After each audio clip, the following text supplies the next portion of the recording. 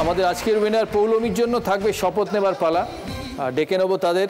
বোড়ালের রানিয়া উদয়নপল্লীর মহিলারা যারা বিভিন্ন হাতের কাজ করে জীবিকা নির্বাহ করে।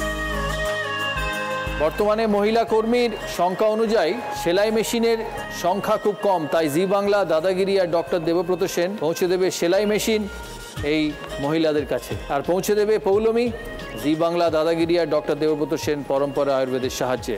Thank you. এই সেলাই মেশিন পেয়ে কতটা লাভ হবে, মানে কত সুবিধে হবে? সেলাই মেশিন পেয়ে এটা লাভ হবে যে এখন যে অল্প সংখ্যক সেলাই মেশিন আছে তাতে মাত্র কিছুটা সময় ধরে সেলাই করা যায়। আর সেটা যখন আরও বেশি হবে তাতে ওরা আরও বেশি করে সেই সেলাইগুলো শিখতে পারবে।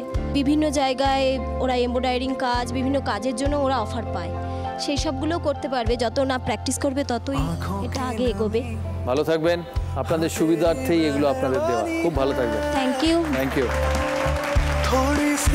পৌলমী শপথ নেবে যে এই সেলাইয়ের মেশিনগুলি পৌঁছে দেবে এই মানুষদের কাছে রানিয়া উদয়নপল্লী বোড়ালে।